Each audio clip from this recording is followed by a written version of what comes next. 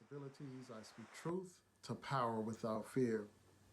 So, as you all know, I'm a part of a book club, Reading as Activism. And on the last Saturday of each month, we discuss a new book written by a black author about the black experience. I will post a link in the description box to our Facebook page, Reading as Activism. I encourage you to like that page. And if you enjoy great books, if you enjoy discussing great books, I encourage you to join our discussions. Again, we meet on the last Saturday of each month and we meet via Zoom. So that way, anybody from anywhere in the world can join our discussion.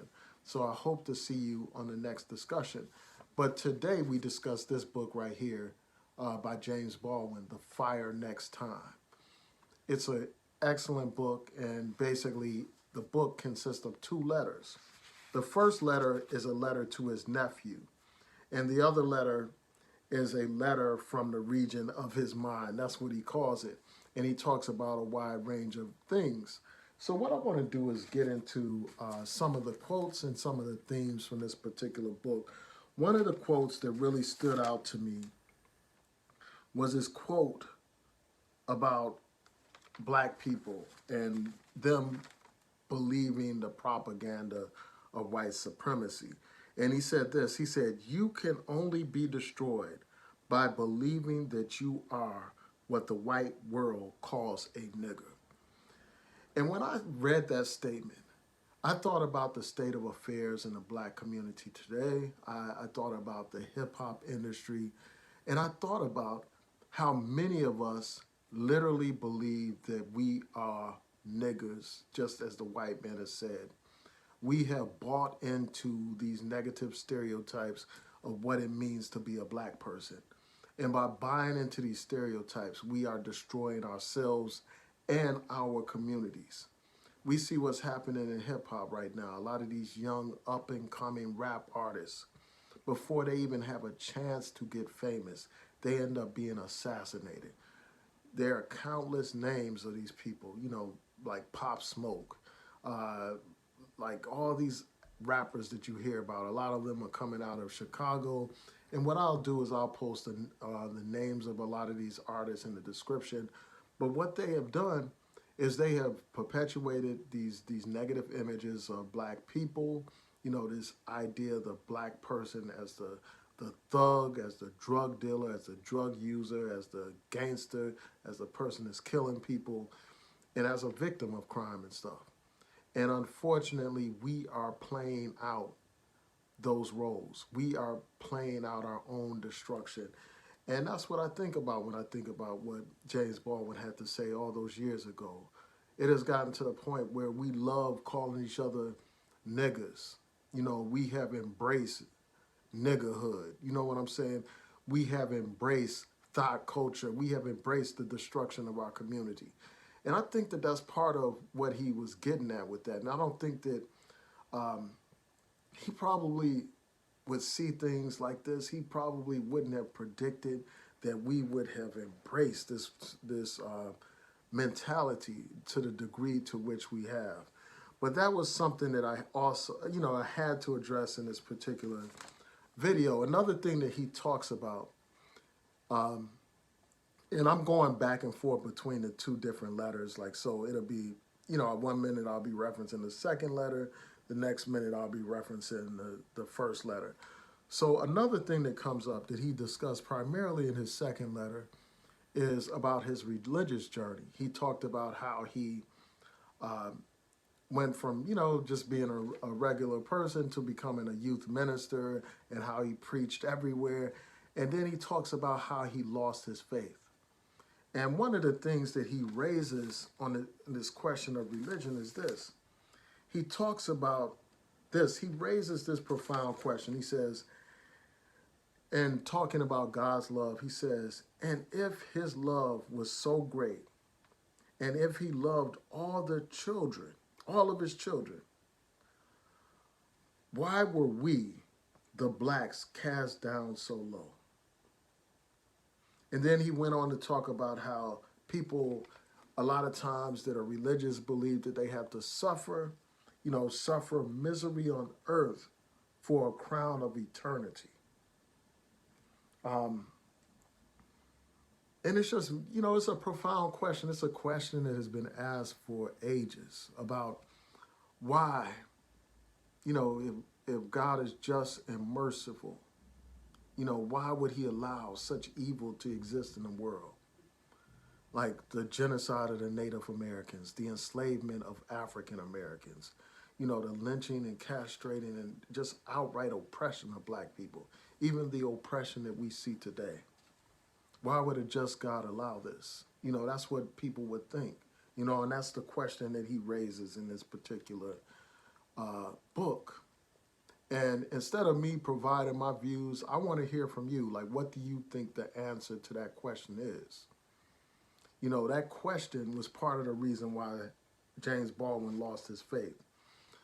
Also, he talked about like this concept of God, the concept of religion and about people having love for God and questioning whether or not that love is sincere. Like, if your love is based on a fear of hell, is that really true love for God? Or is that fear? And then he also talked about racism within religion. Like he talked about the story of Ham and how that was used as an excuse to justify racism against black people. So those are some of the interesting concepts that he raises in this particular book. And he also talks about the idea of integration versus black separatism. He talks about how he met with Elijah Muhammad and members of the Nation of Islam, and he lays out his critique of the Nation of Islam while at the same time recognizing the great things that the Nation of Islam has done in terms of reformation of people. And he also cites points of agreement that he has with the Nation of Islam. He acknowledges that many of the things that they say are right and exact, and he understands why they make certain statements or believe certain things, like the idea that the white man is the devil. He talks about that. And he also talks about integration. Talks about integration. And he talks about the need for African Americans to accept white people. And he talks about how black people will not be free until white people are free. And instead of me providing all my commentary on that, I really want to hear about what y'all think about that particular issue. But I will say this, as I said during the book club, black people have been waiting long enough. We can't afford to wait for white people to free their minds or to become enlightened. Because if we were to wait that long, we would still be in bondage today. Like, the only way that we advance is through struggle, through activism, through agitation, through protests, through litigation, by exerting force on this system and forcing it to render some kind of change, to render some kind of opportunity or any semblance of equality. That's a result of our effort and as a result of our struggle. So that's one thing that he talks about in this book. He also mentions the idea of integrating into a burning house. And that's something that King has talked about, uh, and it's something that he's talking about in this particular book. So I'm really interested in what you all have to say. Like, what do you think about, the idea of separatism or black nationalism versus integration? He raises real questions about how would black people actually be separated from this country? Like, what are the logistics behind that? Like, how would you build your economy independent of white economy? Just very practical things. And like, how would you actually expect the same people that have held you in bondage or who have oppressed you, how would you expect them to suddenly have a change of heart and give you some land in the United States or provide land for you elsewhere? Also they deal with this concept of the Nation of Islam's theology, and one aspect of the Nation of Islam's theology is this idea that the white man is the devil, based on history, based on all the evil that the white man has done. The Nation of Islam concludes that the white man is the devil. All you have to do is look at the history of the enslavement of African people in this country. You know, the fact that we were enslaved for hundreds of years, the fact that thousands upon thousands of black people died during the Middle Passage. What does that say about the white man's nature? And then um, when you look at the history of Jim Crow in this country, all the lynchings that took place, you know, all the indignities that took place, you know, the segregation of black people being dehumanized and humiliated and degraded. You know, when you look at all that kind of stuff, it's understandable why someone will believe that the white man is the devil. And then when you look at the police brutality that takes place even today, even after we have all these black elected officials in high stations of office, you still have black people being killed in the streets every other day by the police. You still have massive disparities in wealth, disparities in health, disparities in education, disparities in life expectancy, disparities in uh, prison incarceration rates. Across the board, you have all kinds of disparities. And in light of that, I mean, I can understand why somebody would reach that conclusion that the white man is the devil. I don't personally believe that, but I understand why somebody would reach that conclusion. And that's one of the things that, James Baldwin talks about in his book. He talks about some of the things that he understands about the nation, but then again, he discusses his points of disagreement with the Nation of Islam. So there are a couple of other points that I want to make about the book before I go on. Um,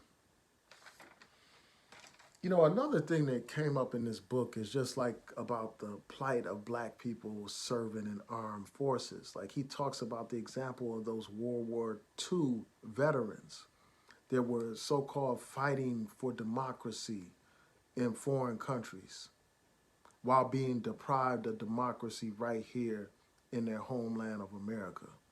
While they were second-class citizens in America, have to forced to sit in the colored sections and all that kind of stuff, subjected to terrorism and lynchings and police brutality and beatings and second-class citizenship. While they were subjected to all that, here they were fighting abroad for America. And when they came home to America, they were subjected to oppression. So that's a point that he raises in this book. And also, this idea of interracial relationships constantly comes up in his book. He, in at least two sections of this book, he talks about how he supports interracial relationships. And he also talks about the race as a social construct, as if it's something that's not real, something that's created, and something that we have to move beyond. Um, So that's a quick overview of what this book is about. I encourage you all to read it.